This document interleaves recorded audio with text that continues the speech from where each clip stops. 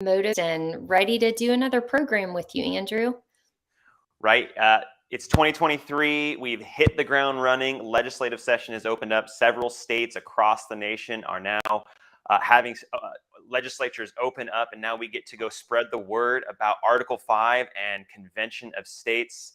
We're going to be talking with our General Counsel, Robert Kelly, in a little bit about how Convention of States and all of our grassroots volunteers and supporters are prepared for the storm that is going to be coming against Convention of States in the future, because as you know, Rita, the swamp is going to come after us because we're trying to take away their power. We also have a new edition of COS Now. We're going to keep you up to date with everything Convention of States. But before we get to all of that, we do have our Article 5 trivia giveaway with COS Vice President Mike Ruthenberg. Mike, over to you.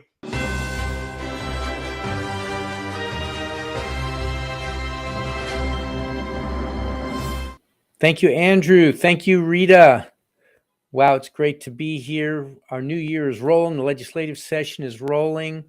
And I'm happy to be here to hear some of what Rob Kelly, our general counsel, has to say. I'm sure you'll be just absolutely enchanted by the strength and power that he brings to us, not just to fight, but to protect us from being shut down or canceled by the federal government. Anyway, let's move on to our trivia question for the day. It's a great question. You're going to have to put on your thinking cap.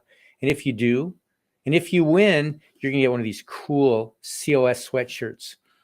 You can, of course, shop in shopconventionofstates.com and get one yourself. If for some reason you're not the winner, we have this sweatshirt, which I love, the pullover sweatshirt, especially in the winter when it's a little bit chilly. I can wear it indoors, outdoors. It's great. Or you can get the zip one. If you prefer a zip, then go ahead to shopconventionofstates.com and grab yourself a sweatshirt. Now let's go on to COS trivia. Many of you know Professor Robert G. Nadelson is the preeminent scholar on Article 5 of the Constitution. He's written numerous academic articles on the subject, done prolific, wide-ranging investigations into the subject, and even written a book called The Law of Article 5, summarizing his research. Last month, he released a new article detailing what this process has been called over the years. This is important. Article 5 calls it a convention for proposing amendments, but we, as you know, call it Convention of States. We've talked before about how Virginia was the first state ever to issue a call for an Article 5 convention, calling it a convention of the states. Which state, here's our question, which state filed the second Article 5 application for a convention of the states? Which state filed the second Article 5 application for a convention of the states? If you need a hint, this is before the Bill of Rights was ratified. So I'll be back a little bit later in the show. Hopefully you'll have the answer. You'll type it into our chat box, and we'll be able to all learn as we move forward. We'll see you guys later. Rita, before we go to our interview, before we have Robert come join us, we have another edition of COS Now. We're going to watch history being made. We want to keep our viewers up to date with everything Convention of States. So in this week's edition of COS Live or COS Now, we're going to be seeing some great stuff that our producer G put together. As the new year kicked off, it didn't take long for the establishment media to release hit pieces against Convention of States. Last week's stories appeared in Business Insider, Yahoo News, and The New Republic, painting the movement as some nefarious plot. Of course, without mentioning that 2/3 of voters want a Convention of States and that it's a legal way to check the power of the federal government. The New Republic piece in particular featured their reporter's first-hand account of participating in a constitutional defense course hosted by our friends at Patriot Academy, wherein participants did wild things like learning about the Constitution and how to safely handle a firearm in order to defend themselves and their families when faced with a violent threat. Truly spooky stuff. Clearly, this is proof that Convention of States is really all about violent insurrection and installing a theocracy, you know, the usual scare tactics employed by the DC establishment against liberty-loving Americans. On the other hand, Just the News spoke up for convention of states as a constitutional process that would serve as a serious wake-up call for out-of-touch DC elites. Do you think it's a realistic way to address the current situation we find ourselves in?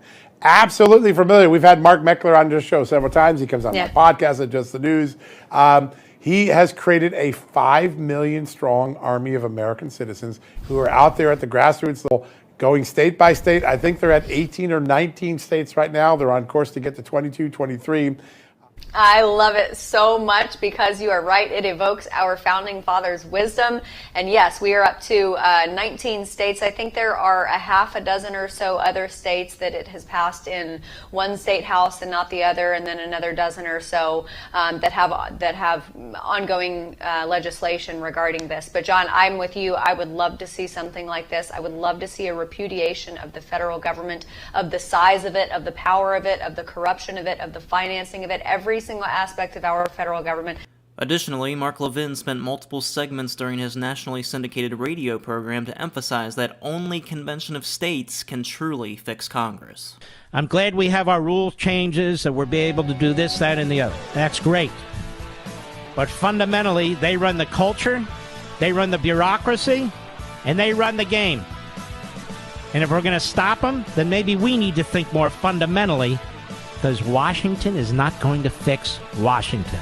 There, I said it. This week, more states are starting legislative session, and many will soon begin considering our Article 5 application for a convention of states. States starting session this week include Iowa, North Carolina, Wyoming, Idaho, Kansas, South Dakota, Michigan, Virginia, Colorado, Illinois, Washington, Oregon, New Jersey, Maryland, and Delaware. This is go time for our movement, so right now is the time to contact your state legislator and ask them to vote yes for COS. And now you're up to date with Convention of States.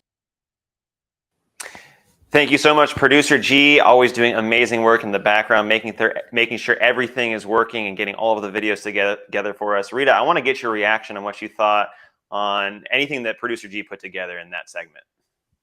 Well, I want to respond to the hit pieces from the mainstream media on convention of states. And, just the bottom line is this. If you're a fan of the status quo, if you're a fan of a huge, massively powerful federal government that basically acts like a super legislature for every state in the nation and governs every aspect of our daily lives, then you're not going to like convention of states. You're going to want it to be stopped, because what convention of states is an actual solution to the problem of federal overreach. It's not just voting for the right people. It's going the next step and implementing a solution to an abusive, overly powerful federal government that the founding fathers provided for us right in the Constitution. And in fact, that's the very reason I got involved and committed my career to convention of states, because I found it to be the only actual meaningful solution to the problems in our country that I've ever found, because it will fix the problem like nothing else I've ever heard of. So yeah, if you like the status quo, you're going to be opposed to convention of states. And frankly, Andrew, these hit pieces just motivate me more to keep doing what we're doing. And like Producer G said in the video, it is go time. So if you've been sitting on the sidelines, now is the time to get involved. And Rita, those people who are opposed to convention of states, they're on a really tiny island, and they're certainly not with the American people. I looked at some of the numbers that we have when it comes to support, and 65% of people support one or all of the planks of our resolution. You have 80% of Republicans wanting to see a convention or wanting to see the federal government reduced. You got 50.2% of Democrats who support the three planks of our resolution. You have 63% of independents. And then even more, if you look at the people who are opposed, 6.7% of Republicans are opposed. That is a small minority. You have 25% of Democrats opposed. Again, that's a very small number, and 18% of independents who are opposed to the three planks of our resolution. So the verdict is out. people want to see the federal government reduced. They want to see a convention of states where we could have term limits, a balanced budget, and reduce the jurisdiction of the federal government, because power is better locally, just is. That's right. Yeah. And I think that's why you see the agreement across party lines that this is the thing to do, because honest, hardworking people from all parts of the political spectrum understand that policy is better when it's made closer to home so that it reflects the people who are being governed by it. It's a common sense thing. And, I am not a bit surprised that the mainstream media doesn't like it. They can go do their thing. We're going to keep doing our thing, and we're going to pick up more and more states until we get to convention, until we propose constitutional amendments that will put the federal government back into its constitutional box. And one last parting shot before we go to Robert. It's we don't need the mainstream media. We have Mark Levin. We have the great one. We have so many other amazing endorsers. We don't need mainstream sycophants who are going to get us to convention. We have the support of the people, and we have big names like Mark Levin who are saying it accurately. Washington is not going to fix this problem. They're not going to take away their own power. So Rita, I'm excited to bring on Robert. Let's bring him on so we can pick his brain. Joining us today, we have Robert Kelly, who is our general counsel, and he's also the interim CFO for Convention of States Action.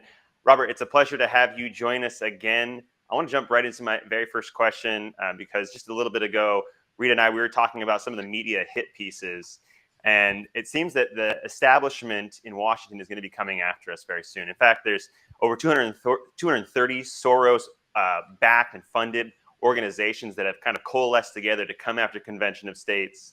And supporters of Donald Trump and the Tea Party, they remember what it was like when the swamp came after them. And the swamp is relentless.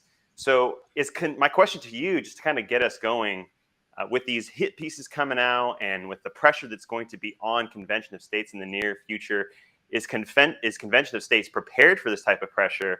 And also, what kind of steps are we taking to make sure that we stare down the swamp monsters and come up successfully against them? Yeah, well, that's a great question, Andrew. And the answer to that is we are absolutely ready for that. We have an entire legal team that's committed and dedicated to defending the patriots who are a part of Convention of States Action. And that's a fight that we've had in the past with the IRS on behalf of Tea Party groups that were targeted. If a number of you remember back to the targeting scandal, we get involved in that lawsuit, help the Tea Party groups find counsel, help them form a class action lawsuit to represent all of the different groups.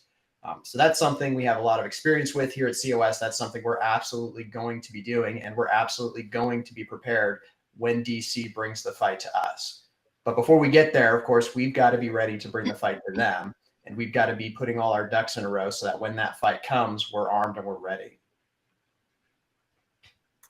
That's right. Well, Robert, one area of big growth for Convention of States over the past few years has been our involvement in elections, and specifically state legislative races.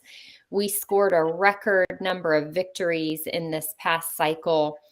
But the IRS and the various laws of the 50 states don't always make it easy for us to be involved in elections. So can you speak to why we wanted to get more involved in elections and the difficulty of that process? Why is it so complicated for us? Yeah, well, to answer that first part, Rita, why we wanted to get involved in elections, you've been with the organization for a while. I have too. When we started out, that was not actually part of the plan for COS. We kind of figured that, hey, if we went to legislators and we explained how the Article 5 process worked, that rational thought would prevail and they would just listen to us, and that they would listen, more importantly, that they would listen to their constituents, because those are the people they represent. And using Article 5 is, I think, kind of a no-brainer for state legislators. It brings power back to them and away from the federal government, which that's how the states were designed to function. So I think we just kind of assumed, hey, that was going to be a no-brainer for a lot of the state legislators. All we had to do was educate them about the process, explain why a runaway convention was a ridiculous scenario that would never happen, and we'd get the votes. And of course, that's not how it happened. Instead, what we were met with was a bunch of legislators who didn't care about the rational arguments, who weren't interested in what their constituents had to say. And we learned that we had to get down to brass knuckle politics really quickly and actually hold these legislators' feet to the fire when it came around to election season. They needed to know that their constituents are watching, that they are listening, and they're going to vote accordingly. So that's why getting involved in elections has become such a big part of what Convention of States is about. And that's why that's an effort that we're going to be expanding going forward. Now, to go to the second part of that question, Rita, there's a lot of rules and a lot of laws that govern political activity in the country, which I think to some degree is, just a sad reality of where we are. Our founders thought political speech was the most important speech, maybe next to religious speech, was maybe the most important speech you could engage in this country, right? Elections and free and fair elections are the foundation of our democracy. And so, it's sad, but it's a reality that elections and getting involved in elections is just an area that's super highly regulated. It's very easy to make mistakes in that area if you don't have an experienced attorney or somebody who's used to running a campaign. Very easy to run afoul of the laws and get yourself and get your organization in trouble. So as we've expanded in this area, we've been very careful to make sure that we're dotting our I's and crossing our T's and giving support to our state teams so they know what the boundary lines are, what they can and can't do in their state, so that they don't get themselves and they don't get the organization in trouble with the regulatory agencies that are involved here. Mm-hmm. So, Robert, I want to kind of follow what you were just saying. In our case, like you were mentioning, we are a grassroots movement. The bulk of our movement is volunteers, not staff. So what are we doing to help equip the grassroots, one, to not run afoul of the law, but also how do we keep them prepared as we kind of go into the future and all of the pressure campaigns that are going to be coming against Convention of States? How are we preparing our grassroots movement for everything that's going to come at Convention of States as we get closer to 34 states calling for a convention? Sure. So I think one of the big things we're going to do, and we have been doing this, but we're definitely going to expand this effort, is we're going to be doing calls and trainings with the state teams to go over the laws that are specific to their state. One of the tricky things we face here at Convention of States is that we're a nationwide organization. We have volunteers in every single legislative district across the country, which is awesome and incredible and something nobody else really has out there. But it's also tricky because we live in a federalist system, and I love federalism. That's one of the things we're fighting to restore here in America, is to push power back to the people, to push it back on a more local level. But federalism also means that we've got not just one set of laws we have to follow in this country. We've got federal laws, we've got state laws, we've got 50 different state sovereignties who all have their own laws, and those laws are very different from jurisdiction to jurisdiction. So we're going to be doing trainings that are specific to each state, specific to the rules in that state, to help our teams understand what the boundary lines are, what the rules are for that jurisdiction, and to help them make sure that they're prepared for those laws that get tricky and that intimidate a lot of people. And so being prepared, I think, is a huge part of it. Being trained, knowing what the rules are, it can be really empowering, and I think that's going to help us take this to the next level this next year. So when we talk about all the different state laws, that's federalism in action, right? It just is complicated. There just are a lot of different laws that our volunteers have to understand, and you have to understand and navigate. But to the extent we're talking about the federal tax code and all these complex IRS rules and regulations that you, as a highly skilled and competent attorney, have to struggle to make sense of some of these IRS rules and regulations. I'm reminded that one of the things we could achieve through a Convention of States is simplifying the tax code, limiting federal power to tax and spend. And, if DC is no longer picking winners and losers, if the power of the federal government to tax is smaller, hopefully it won't be weaponized against ordinary citizens anymore. But when there's such a complicated tax code with thousands of laws on the books, it makes it impossible for people to fight these battles unless they do have highly skilled attorneys like yourself. So do you feel like you're working with an organization that is trying to ultimately put you out of a job, Robert? Yes, I am in that odd position. If convention states is successful, I'll have a lot less work to do. So that's but you know what? That's how it should be. We should not have the complex sets of rules and laws and regulations that we have now. And we can do a lot to address our overbearing regulatory system by holding a convention of states, by empowering people to make a difference in their communities.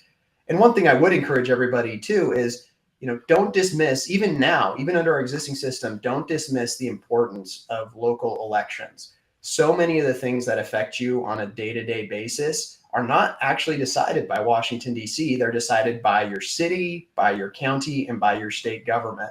So get involved now, even in advance of pulling some of that power back, so that your state government, your county government, your city government knows that you mean business, that you're going to hold their feet to the fire, and that you care about the laws that are regulating you and your family. Robert, I want to turn to a question that we sometimes get on social media. It's about how the courts would handle an Article 5 convention. For us, for you, Rita, and myself, we know that it's not a mystery how the courts would handle it. We know that there's a long history of cases that have been argued. There was a recent one in Missouri that we won when it came to Article 5. So is the law on our side, or can you explain why the law is on our side when it comes to the Article 5 convention process? Sure. Yeah. I mean, the law's on our side because our founders knew what they were doing. I mean, that's really what it boils down to. Opponents of a convention want you to think the Constitution is an amazing document and that somehow the founders also completely messed up when they put Article 5 in there.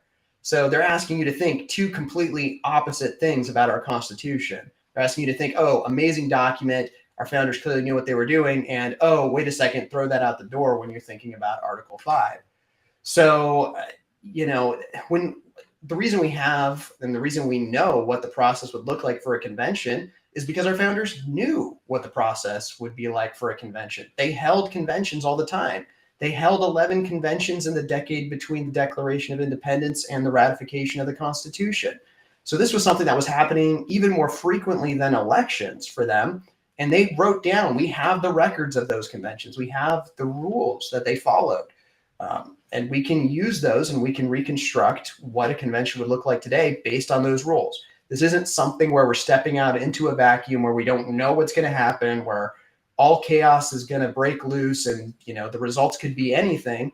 This is something that's an orderly process. Our founders demonstrated that it could work. They knew how it would work, and they left us the legal legacy to make sure it does work in the future. And, Robert, I think that our grassroots have been pretty effective at spreading the word about that. So people understand an Article 5 convention for proposing amendments isn't scary. It's not crazy. It's a process that our founding fathers knew, and this is why they put it in the Constitution. So to remind our viewers, we're at 19 states right now that have passed our Article 5 application to propose constitutional amendments on just 3 topics: term limits, fiscal restraints, and limits on the power and jurisdiction of the federal government. And many more states are starting session right now and considering our application. The closer we get to convention, what do you think our viewers and supporters should be aware of from a legal perspective? Are you concerned that the establishment might come after us? What do we need to be watching for? I think that's definitely true. The existing power brokers in Washington, D.C. are not going to be happy about losing that power. That's one of the fundamental lessons of human nature that has been repeated throughout history, is that power corrupts and absolute power corrupts absolutely. People go to DC with good intentions in their hearts, but the reality is they get sucked into the swamp, they get sucked into the system. And that's part of the reason why we need to decentralize power. Centralized power is never good for the long-term health of a society. It just never is. And that's because we're fallen, frail human beings who, at the end of the day, even though we have good intentions, we don't always live that out faithfully in how we conduct ourselves in our day-to-day lives. And so as we continue to expand, as we get closer, we're going to get tougher and tougher opposition. And so we need to be more and more ready. We need to get our ducks in a row. We need to be prepared to fight even harder as we get closer, because the opposition's not going to relent. They're not going to back down. And we're going to need to be prepared for that. Well said. Well, Robert, before we let you go, I want to mention, most of our regular viewers know that I am also an attorney, but I'm giving people a sneak peek into the organization here by confessing that I like to call myself the fun side of legal because I don't actually do a whole lot of traditional legal work. I deal with our legislative strategy with Convention of States action. And you and I were both brought to the national team near the inception of the movement. You were here before I was, but I wonder if you can just tell the story about how you joined the organization and then how it was decided who would be responsible for what when it came to legal stuff. Well, I'll work my way backwards on that one, Rita. You say you have the fun side of legal. I'm not sure that most people would say, getting down and mud wrestling with the politicians is the fun side. But so I was relieved. I'll say that when you opted to take that side of things and left me the hey, deal with the bureaucrats, deal with the laws side of things. I got involved with Convention of States through Michael Ferris, as I'm sure a number of you did. I've been a longtime supporter of his.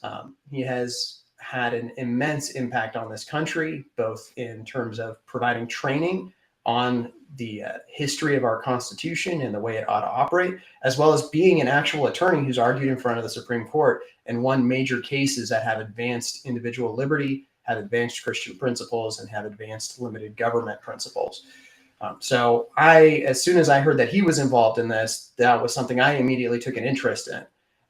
Ironically, I was one of the folks who was concerned about a runaway convention coming into this whole thing. And after a conversation with Mike, that completely flipped around. He laid out exactly the history behind this process and why a runaway convention isn't a legitimate fear. And that led to me becoming totally bought into what this process looks like and realizing we've got to use the tools we have. So much of conservative politics, especially, has been us banging our heads into the wall repeatedly, sending good people to DC, and then wondering why the swamp eats them. We need to think outside the swamp. We need to think local, and Convention of States is a great way to do that in a way that organizes nationally, but thinks locally and makes a difference that's going to have a national impact, but fights at the local level. Thank you, Robert, for joining us. It's always a pleasure to have you on Facebook Live. We hope to have you back soon. But with that, thank you very much, and God bless you. Thanks so much, Andrew. All right, now we're going to transition over to Mike Ruthenberg, who has the answer for our Article 5 trivia giveaway. Mike, back to you.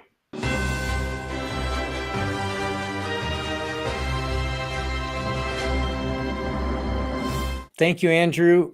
Boy, I hope you enjoyed listening to Rob. He's one of the most elegant speakers in our organization. I certainly enjoy speaking with him, conversing with him, or just listening to him when he speaks. All right, let's go back to our answer. And if you recall, the trivia question was, Professor Robert G. Nadelson is the preeminent scholar on Article 5 of the Constitution. He has written numerous academic articles on the subject, done prolific, wide-ranging investigations into the subject, and even written a book called The Law of Article 5, summarizing his research. Last month, he released a new article detailing what this process has been called over the years.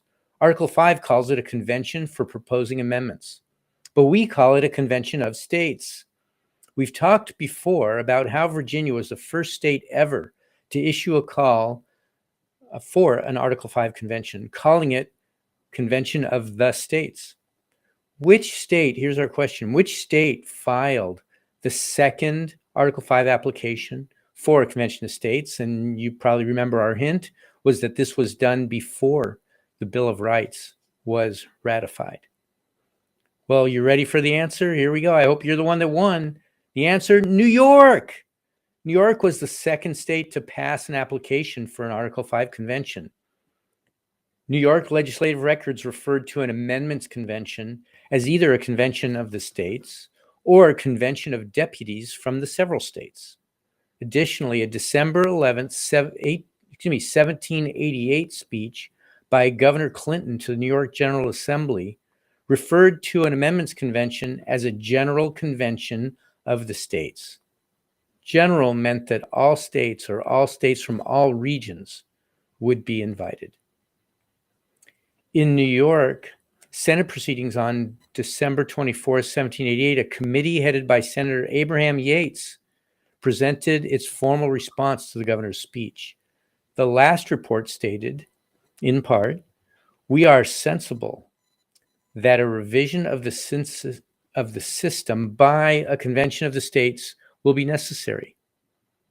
Nadelson notes that convention of states opponents persist in calling it a constitutional convention.